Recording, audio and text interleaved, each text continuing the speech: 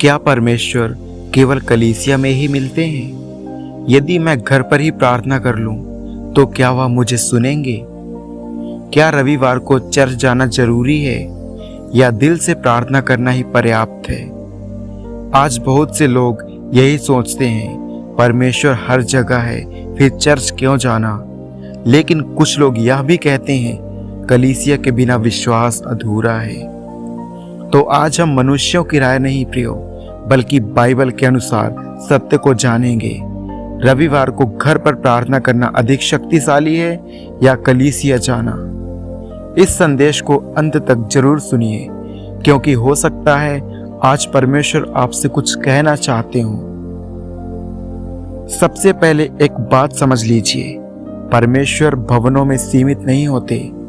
वह किसी एक कलीसिया की दीवारों में बंद नहीं है। वह आपके घर में भी है, आपके कमरे में भी है और सबसे बढ़कर आपके दिल में है। हाँ प्रियो, आपके दिल में है परमेश्वर पिता। यदि आप रात को अकेले होकर टूटे मन से आंसुओं में प्रार्थना करते हैं, तो परमेश्वर वहां भी उपस्थित होते हैं। बाइबल हमें सिखाती है कि परमेश्वर हमारे शब्द नहीं, हमारा मन देखते हैं। हालेलुया। इसलिए घर की प्रार्थना कमजोर नहीं है प्रियो। सच्चे हृदय की प्रार्थना हर जगह सुनी जाती है। कई बार सबसे सच्ची प्रार्थना भीड़ में नहीं, अकेले कमरे में होती है। फिर कलीसिया की आवश्यकता क्यों है? आइए हम गहराई से समझेंगे। यदि घर की प्रार्थना पर्याप्त है, तो बाइबल हमें एकत्र होने के लिए क्यों कहती है? इब्रानियों 10:25 में लिखा है, एक साथ इकट्ठा होना न छोड़ो। यह कोई सुझाव नहीं, यह परमेश्वर की आज्ञा है प्रियो। क्यों? क्योंकि विश्वास अकेले नहीं चलता। कलीसिया वह स्थान है जहां आपको परमेश्वर का वचन मिलता है, आपको सुधार मिलता है, आपको प्रोत्साहन मिलता है, आपको सहारा मिलता है। प्रभु सोचिए, यदि एक जलती हुई लकड़ी को आग से अलग कर दिया जाए तो वह धीरे धीरे ठंडी हो जाती है। वैसे ही विश्वासी भी है प्रियो। यदि संगति से दूर हो जाए तो उसका विश्वास धीरे धीरे ठंडा पड़ जाता है। कलीसिया हमें जीवित रखती है प्रियो। घर की प्रार्थना और कलीसिया की आराधना में क्या अंतर है प्रियो? घर की प्रार्थना व्यक्तिगत होती है, वह पर्सनल होती है प्रियो। कलीसिया की आराधना सामूहिक होती है। घर में आप परमेश्वर से बात करते हैं, कलीसिया में परमेश्वर आपसे बात करते हैं। घर में आप अपनी पीड़ा उंडेलते हैं, कलीसिया में आपको उत्तर मिलता है। आप घर में रोते हैं, कलीसिया में आपको सहारा मिलता है। हालेलुया। घर में आप परमेश्वर को खोजते हैं, कलीसिया में आपको उनका वचन मिलता है।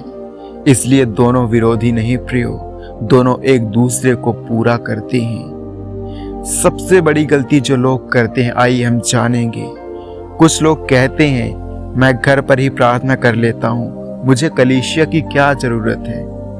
पर कई बार यह विश्वास नहीं, आराम पसंदी होती है। कभी आलस, कभी व्यस्तता, कभी मन का बहाना। धीरे धीरे प्रार्थना भी कम हो जाती है और विश्वास भी कम हो जाता है प्रियो। यही शत्रु की सबसे बड़ी चाल होती है।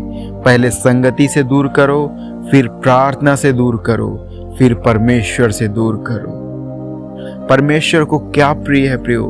अब हम जानेंगे।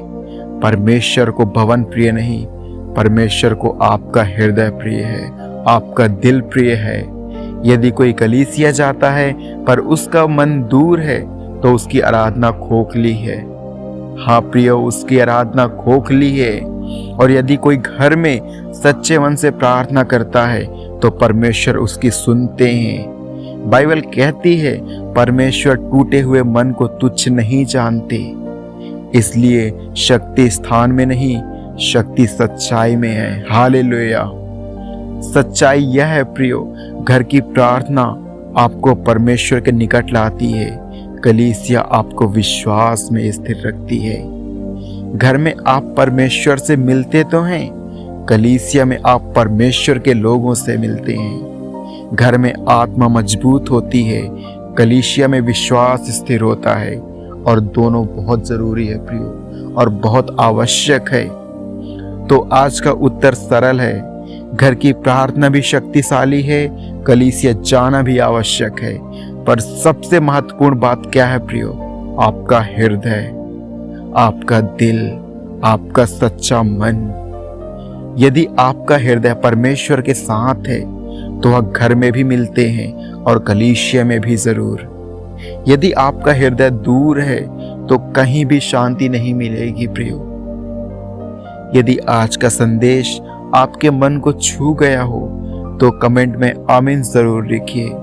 इस संदेश को किसी ऐसे व्यक्ति के पास पहुंचाइए जो विश्वास में कमजोर हो रहा हो। और यदि आप ऐसे संदेश सुनना चाहते हैं तो चैनल को अवश्य सब्सक्राइब कर लें। परमेश्वर आपको आशीष दे। जय मसीह की।